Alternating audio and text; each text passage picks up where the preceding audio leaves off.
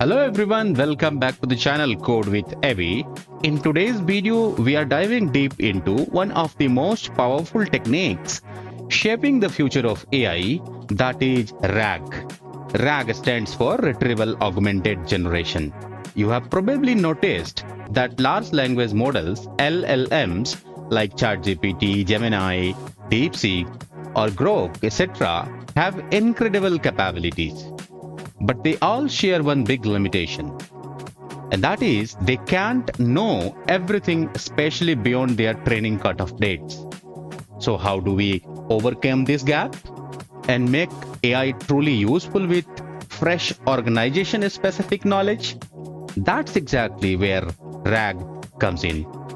I will walk you through what RAG really is, why it matters, and we will explore real-world examples, including how RAG can let you chart with your own company documents, policies, or knowledge base.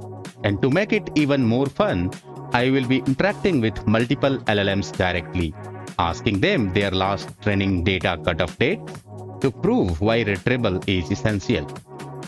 If you are serious about understanding AI agents and how to practically apply them in your projects, you don't want to miss this. And hey, if you find this video valuable, please take a second to subscribe to the channel, hit that like button and share it with your friends or colleagues who are curious about AI. It really helps me bring you more deep dive content like this. Alright, let's jump into the world of RAG and see how it changes the way we use AI forever. Let's first go and talk to a couple of LLMs, large language models. So you can see I am going to target 4 LLMs right here: the OpenAI, ChatGPT, Gemini, DeepSeek, and Grok. So I'm going to ask a couple of questions to these all LLMs and trying to find what they answer. The intention behind asking these questions to these LLMs is to understand why these LLMs are going to fail at some point of time, and then we need something else, and that is the requirement of RAG there. So my first question will be, I'll ask these LLMs to that, are you an LLM? And let's see what they answer.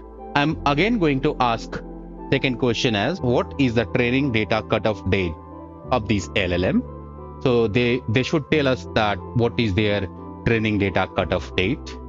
We will also ask, can you let me know the latest update on Charlie Kirk? So there is an incident of Charlie Kirk that has happened recently. So this was an unfortunate incident. So we will ask these LLMs about this incident, and we will see whether these LLMs are going to answer this question or not, because if they have not been trained up to in the latest date, so they should not be ideally answering this question. And then we will also go to ask a couple of other questions. Right? Let's go right away and then try to do this experiment.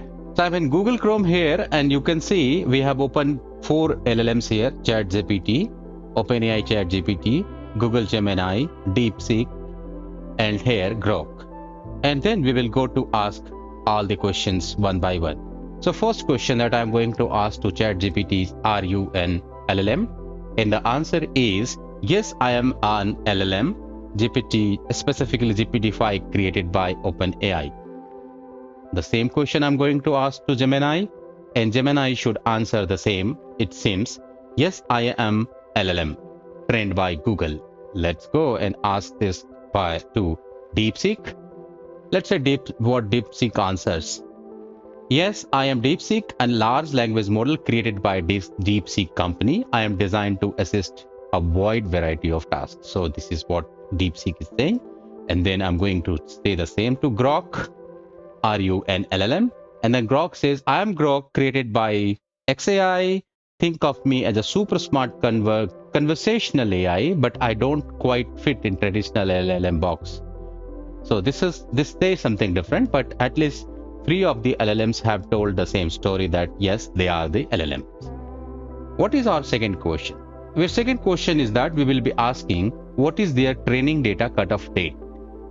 So basically, these LLMs are trained, and whatever available in the market, they have some cutoff date of the training.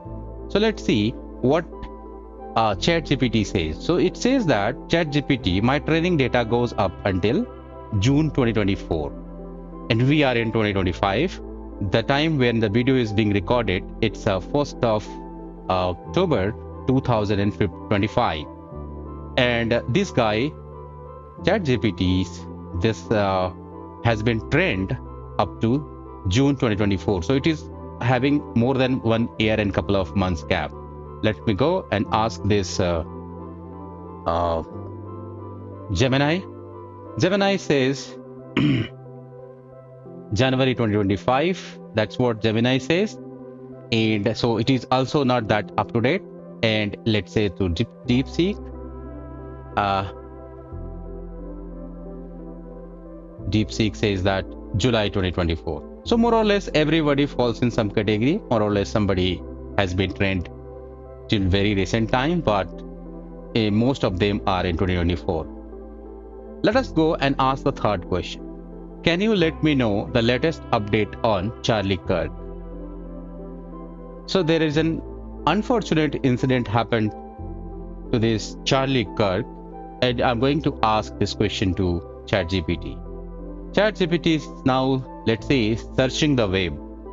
And why it is searching the web? Because this data which we are going to ask is beyond its training, because it was trained back in 2024, and the Charlie Kirk incident happened on September 10, 2025. But it answers. So it did something. It went and searched the web and it collected the details and then it gave it back to us. Likewise, if I'm going to say Gemini to answer the same question, it again does the same. It will search the web and it will bring the data. So it is going to Google search and then it is answering those all that on September 1925, his defense team requested more time to review, and then so on and so on. So September 10, 2025, while he was speaking at an event in Utah Valley University, it was somebody, the most significant update is Ali was assassinated here. Okay, and if I'm going to do the same thing to DeepSeek, let's say DeepSeek does what? DeepSeek also. DeepSeek clearly says that I don't have real-time information in my knowledge, but because my knowledge goes only up to July 2024, therefore I cannot provide the absolute update. So this looks very honest here. For most recent news about him, I would recommend to go to this and then try to find it. So we have seen that these three LLMs have given different outputs. So two of them have given the same output. They went to web and they searched from web and they provided the answer. Now, if these, especially two of the LLMs, can provide the answers taking from web, the another question comes in that this guy, ChatGPT, says that it was trained back in June 2024. So if I say, you says that you were trained in June 2024, but how can you answer this? That is my next question. You said that you had only been trained up to June 2024, but this incident had happened in September 2025. How can you answer this? So let's see how it answers. So it says that my training cutoff date is June 2024. That's the best date up to which I have built the knowledge from training. Anything after that, I don't know natively.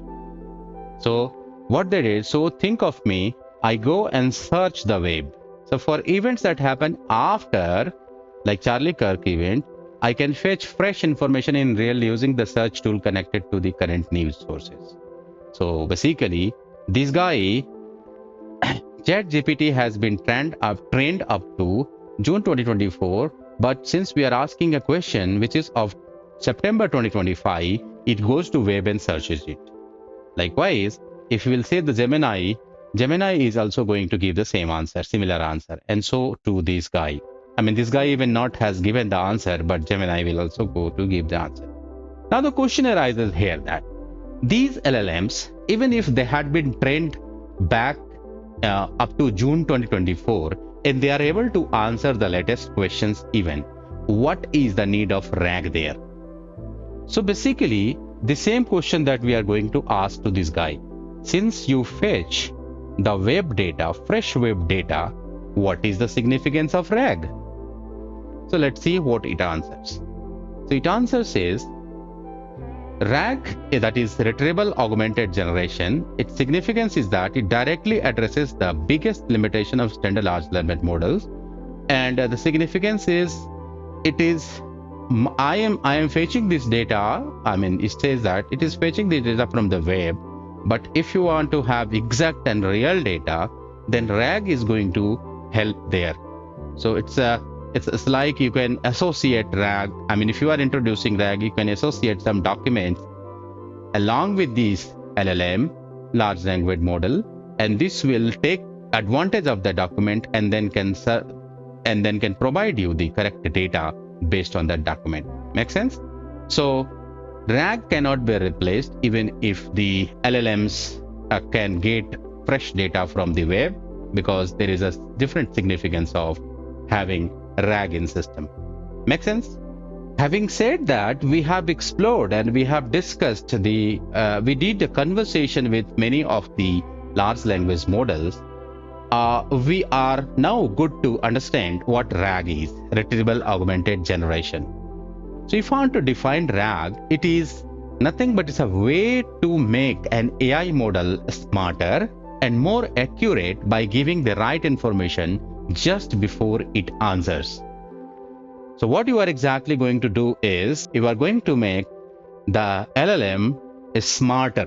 So you're going to support this LLM with your data, so that before it goes to answer the question which you have given, it takes advantage from the data in the form of whatever form that you have provided to it. It reads it from there, and then it basically goes and serves your purpose. Instead of kind of doing hallucination, it basically goes and retrieve the real-time data, exact data which you have given it for support, and that answers this question.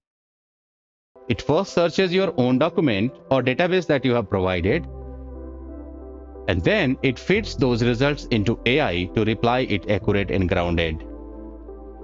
It can think it like find the facts first and then write the answer. It's not like do a kind of hallucination, which usually the LLMs do. We are now going to explore a couple of reasons why we need RAG. It reduces hallucination. So as we discussed, what happens, you can ask any question to any LLM and it never answers that question. Even if it doesn't have much information about that, most of the cases it answers that. So that situation is called as hallucination. The model answers using real retrieval information instead of guessing and assuming.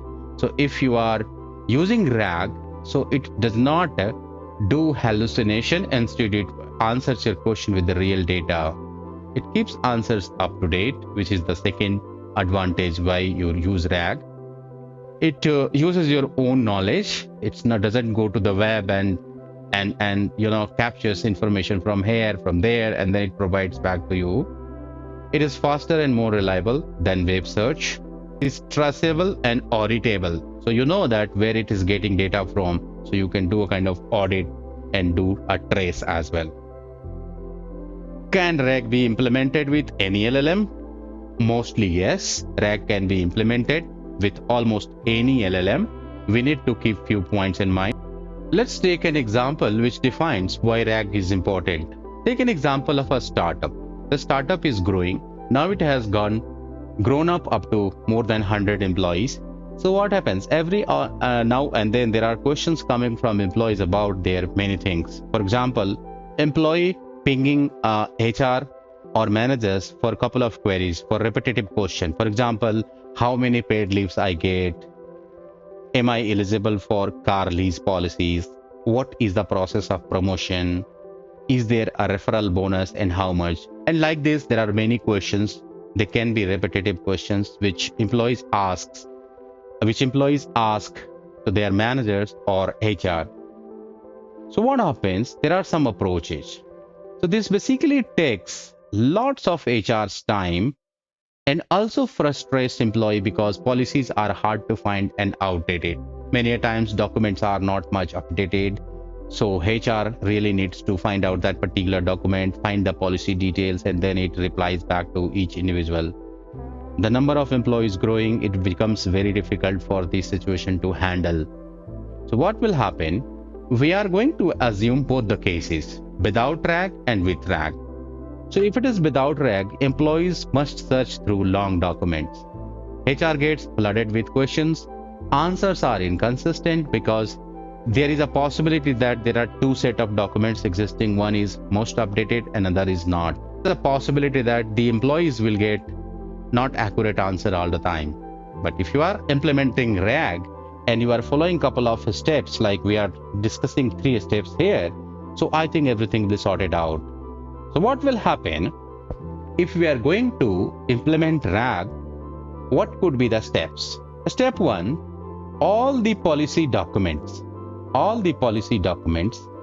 collected. The documents are split into chunks. They are called sections or chunks. Maybe, for example, 300 500 words each. Each chunk is converted into vector and stored into vector DB.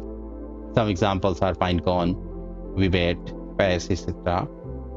In step 2, an employee when asks, can I carry forward my unused paid leaves to the next year? The system embeds the query, searches the vector DB. So it doesn't go to LLM first, it searches the vector DB and finds the most relevant policy chunk from the leave policy document. And in step 3, the policy chunk plus employee question is passed to LLM.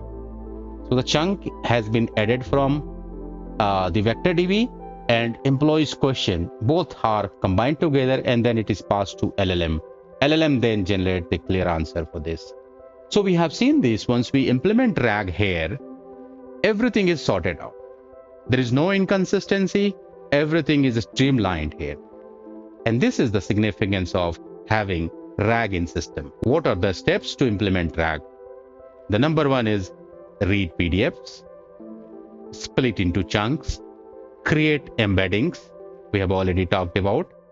Store vectors, metadata in vector index. At query time, retrieve top chunks, pass them to LLM, and answer is retrieve.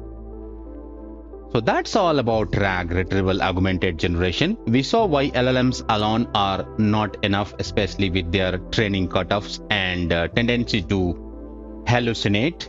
We explored how RAG solves these issues by bringing in right up-to-date knowledge at the right time. And we even looked at a practical example, like how a startup can instantly answer employees' questions from their own policy using RAG. The takeaways: RAG transforms AI from just a smart assistant into reliable, trustworthy knowledge engine. And that's grounded in your own data. If you enjoyed this breakdown and learned something new today, do me a favor, hit the like button, share this video with someone who is exploring AI, and of course, subscribe to the channel so you don't miss the next deep dive. We have got more exciting AI topics and real-world use cases coming up, and I would love to have you along for the journey. Thanks for watching, and I'll see you in the next one.